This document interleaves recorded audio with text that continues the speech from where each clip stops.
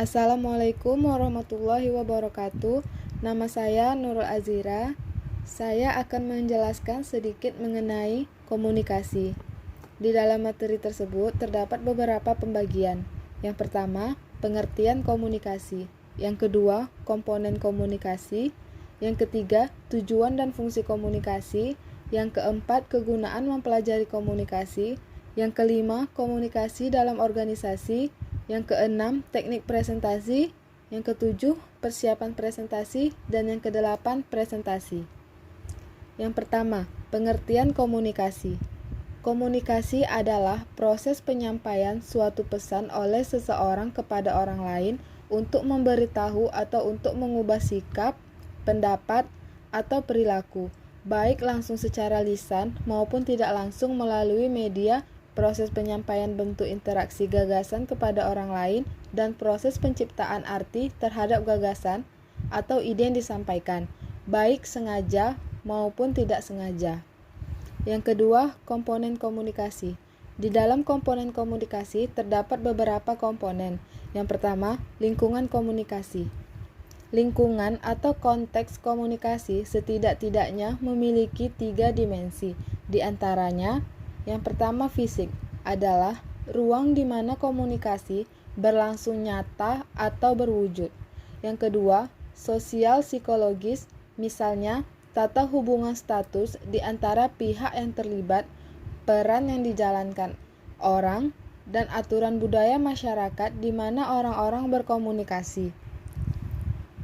Lingkungan atau konteks ini mencakup rasa persahabatan atau permusuhan, formalitas atau informalitas, serius atau senda gurau. Yang ketiga, temporal atau waktu, mencakup waktu dalam hitungan jam, hari, atau sejarah di mana komunikasi berlangsung. Yang kedua, sumber atau penerima. Kita menggunakan istilah sumber atau komunikator, penerima atau komunikan sebagai satu kesatuan yang tak terpisahkan untuk menegaskan bahwa setiap orang yang terlibat dalam komunikasi adalah sumber atau pembicara sekaligus penerima atau pendengar. Yang ketiga, encoding-decoding. Dalam ilmu komunikasi, kita menamai tindakan menghasilkan pesan, misalnya berbicara atau menulis, sebagai encoding atau penyandian. Kita menamai tindakan menerima pesan, misalnya mendengarkan atau membaca, sebagai decoding atau pemecah sandi, dengan menerjemahkan gelombang suara atau kata-kata di atas kertas menjadi gagasan, sehingga dapat diuraikan kode tadi. Yang keempat, kompetensi komunikasi. Kompetensi komunikasi mengacu pada kemampuan seseorang untuk berkomunikasi secara efektif. Kompetensi ini mencakup hal-hal seperti pengetahuan tentang peran lingkungan atau konteks dalam mempengaruhi kandungan atau konten dan bentuk pesan komunikasi. Misalnya, pengetahuan bahwa suatu topik mungkin layak dikomunikasikan kepada pendengar tertentu di lingkungan tertentu, tetapi mungkin tidak layak bagi pendengar dan lingkungan yang lain. Yang kelima, pesan.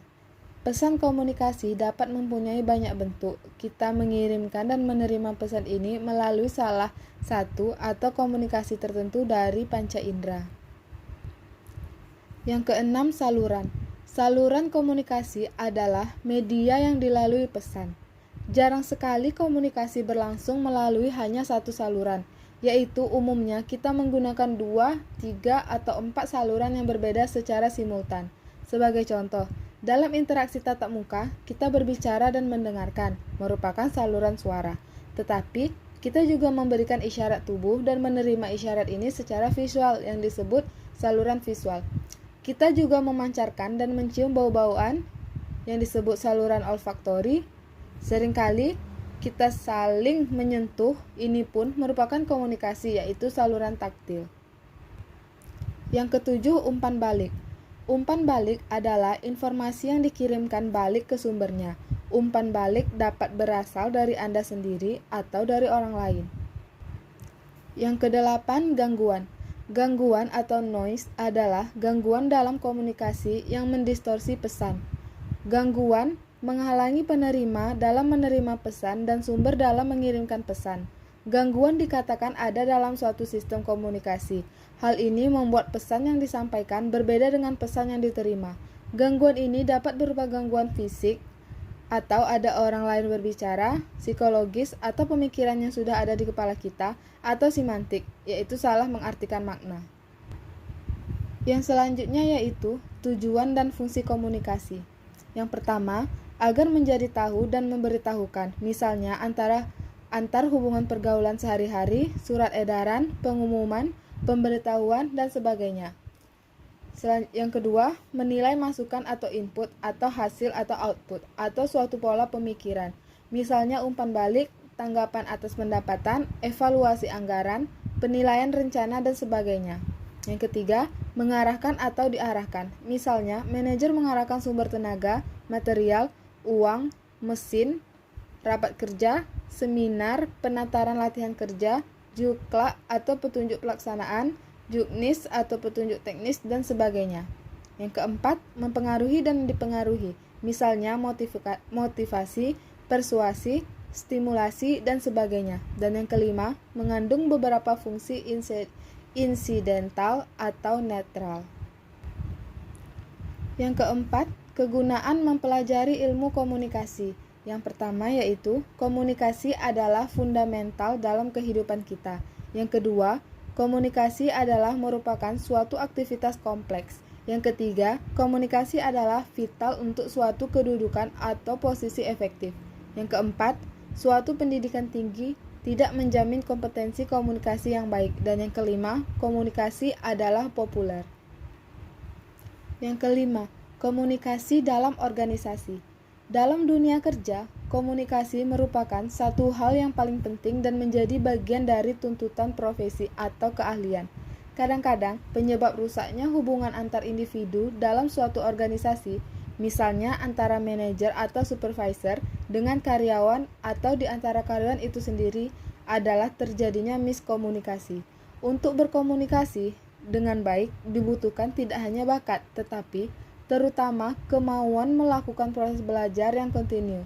Keterampilan berkomunikasi yang baik meliputi kemampuan dasar untuk mengirim dan menguraikan pesan secara akurat dan efektif untuk memperlancar pertemuan, untuk memahami cara terbaik dalam penyebaran informasi dalam sebuah organisasi, serta memahami makna simbolis tindakan-tindakan seseorang sebagai manajer.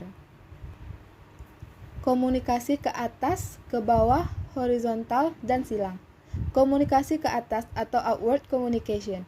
Komunikasi dari bawahan ke atasan yang mencakup sistem-sistem saran, kebijaksanaan pintu terbuka, mendengarkan keluhan-keluhan karyawan, dan survei semangat.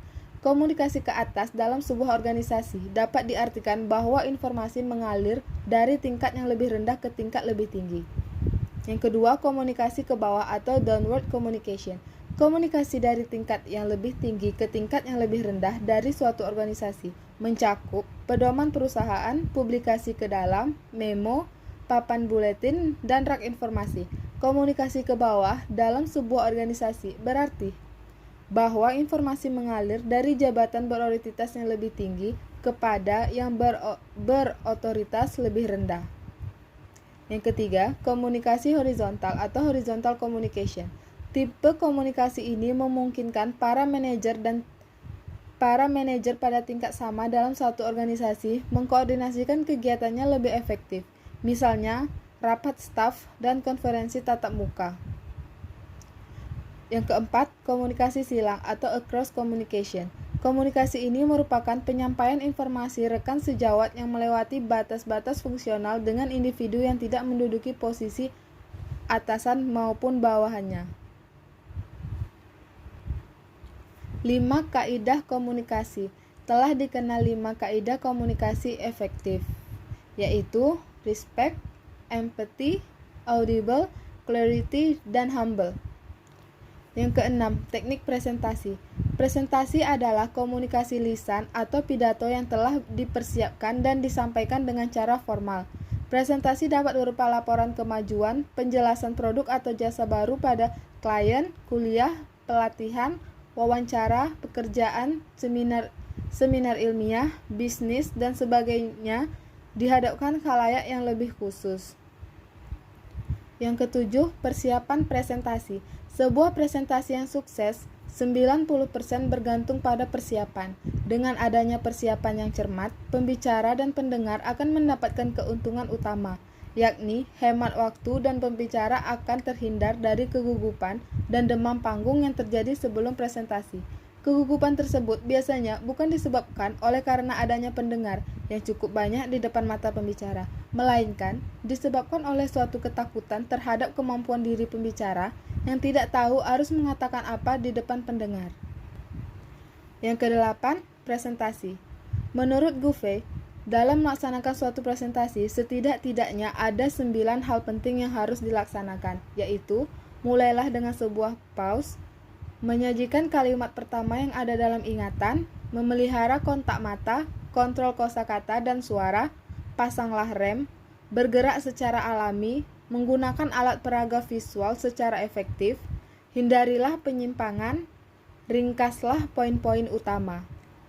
Baiklah, hanya sekian yang dapat saya sampaikan. Bila ada kesalahan kata, mohon dimaafkan. Wassalamualaikum warahmatullahi wabarakatuh.